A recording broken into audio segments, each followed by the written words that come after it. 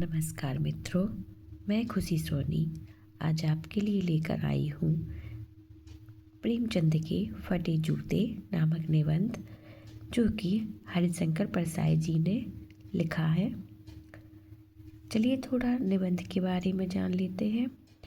प्रेमचंद के फटे जूते शीर्षक निबंध में परसाई जी ने प्रेमचंद के व्यक्तित्व की सादगी के साथ साथ एक रचनाकार की अंतर्भेदी सामाजिक दृष्टि का विवेचन करते हुए आज की दिखावे की प्रवृत्ति एवं अवसरवादिता पर व्यंग्य किया है। यह एक व्यंग्यात्मक निबंध है। चलिए निबंध के बारे में पढ़ते हैं।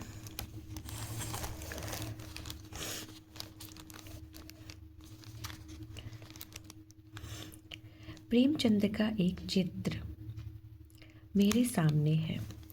पत्नी के साथ फोटो खिंचा रहे हैं।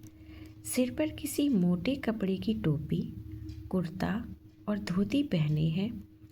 कनपटी चिपकी है, गालों की हड्डियां उभर आई हैं, पर घनी मूछें चेहरे को भरा भरा बतलाती हैं। पाँव में कैनवस के जूते हैं, जिनके बंद बेतरतीब बंधे हैं। लापरवाही से उपयोग करने पर बंद के सिरों पर की लोहे की पतरी निकल जाती है और छेदों में बंद डालने में परेशानी होती है। तब बंद कैसे भी कस लिए जाते हैं। दाहिने पांव का जूता ठीक है, मगर बाएं जूते में बड़ा छेद हो गया है, जिसमें से अंगुली बाहर निकल आई है। मेरी दृष्टि इस जूते पर अटक गई है। सोचता हूँ, फोटो खिंचाने की अगर यह पोशाक है तो पहनने की कैसी होगी। नहीं, इस आदमी की अलग अलग पोशाकें नहीं होंगी। इसमें पोशाकें बदलने का गुण नहीं है। यह जैसा है वैसा ही फोटो में खिंच जाता है। मैं चेहरे की तरफ देखता हूँ। क्या तुम्हें मालूम है, मेरे साहित्यिक पुरखे की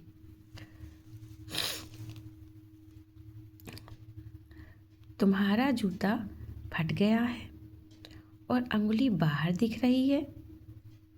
क्या तुम्हें इसका जरा भी एहसास नहीं है? जरा लज्जा, संकोच या झेप नहीं है? क्या तुम इतना भी नहीं जानते कि धोती को थोड़ा नीचे खींच लेने से अंगुली ढक सकती है?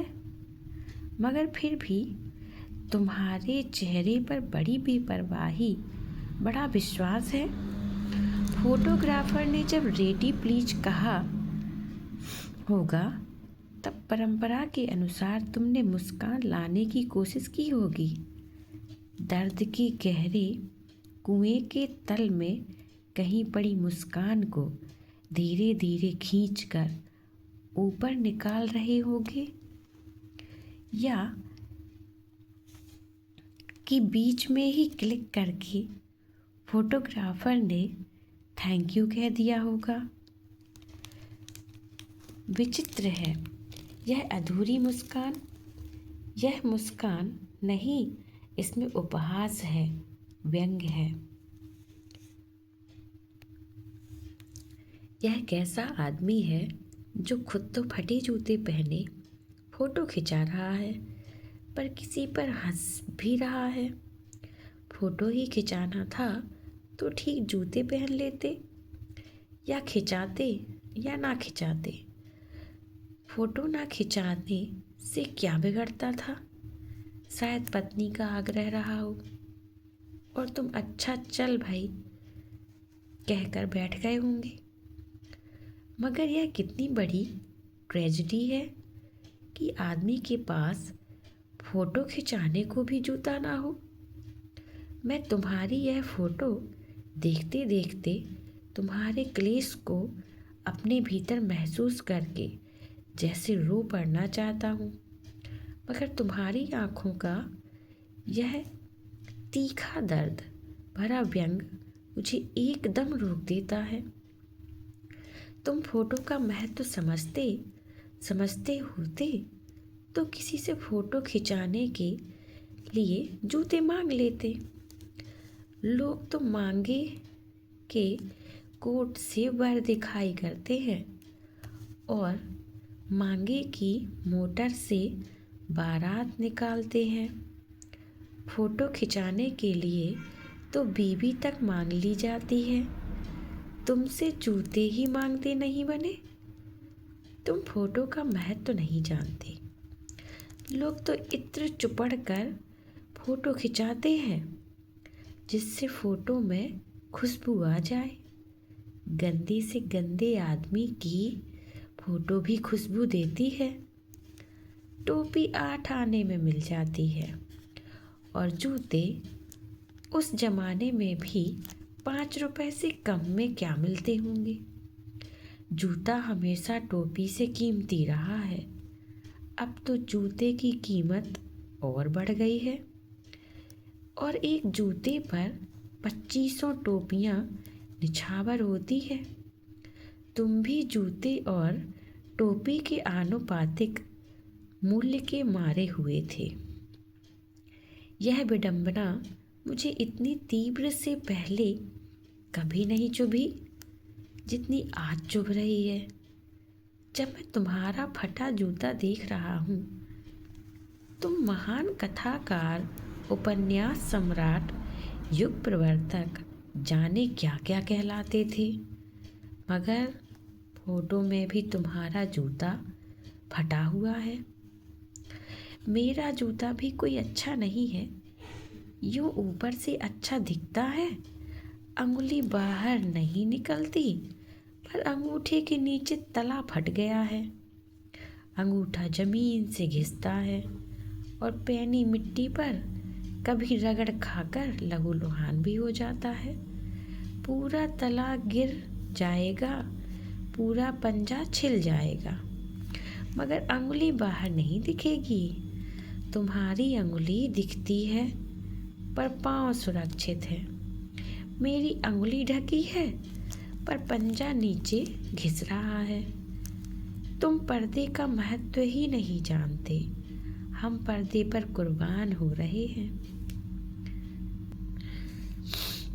तुम फटा जूता बड़ी ठाठ से पहने हो। मैं ऐसे नहीं पहन सकता।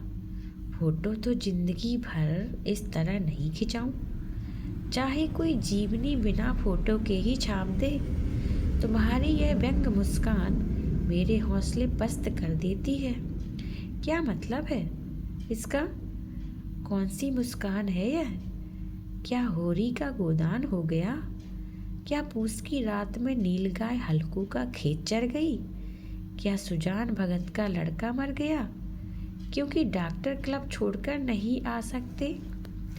नहीं, मुझे लगता है माधव औरत के कफन की चंदे की शराब पी गया।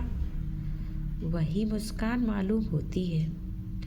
मैं तुम्हारा जूता फिर देखता हूँ कैसे फट गया।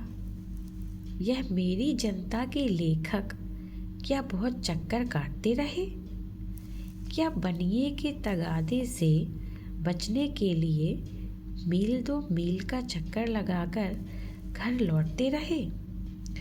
चक्कर लगाने से जूता फटता नहीं है, घिस जाता है।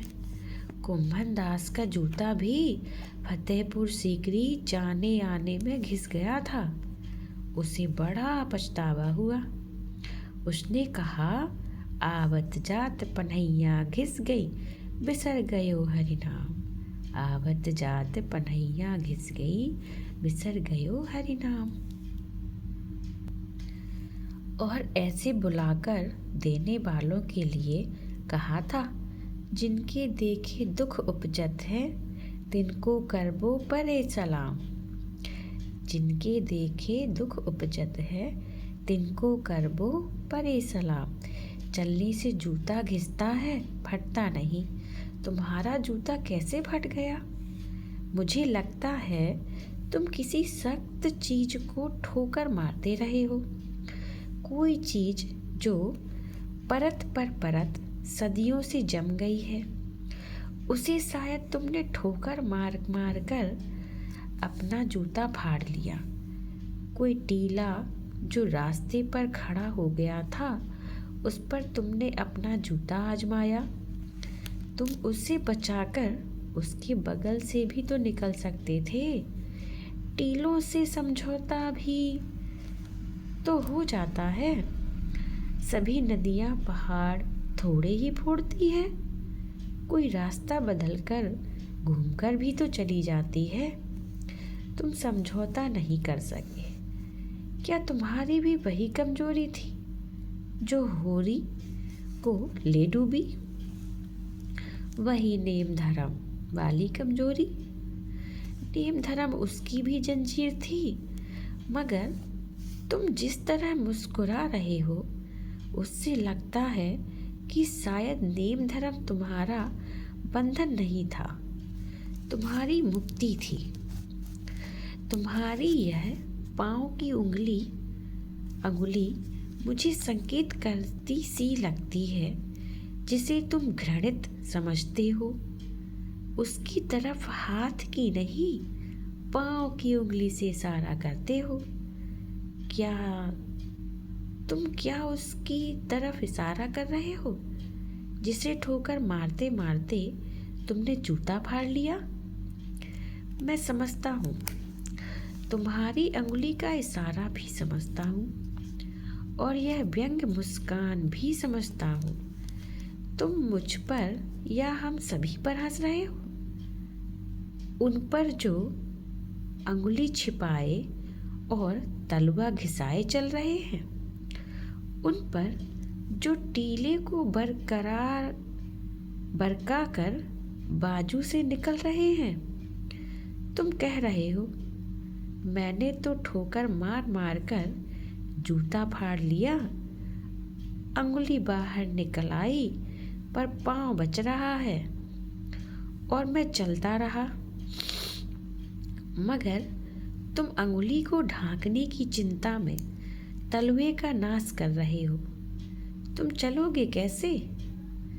मैं समझता हूँ, मैं तुम्हारे फटे जूते की बात समझता हूँ, अंगुली का इशारा समझता हूँ, तुम्हारी व्यंग मुस्कान समझता हूँ।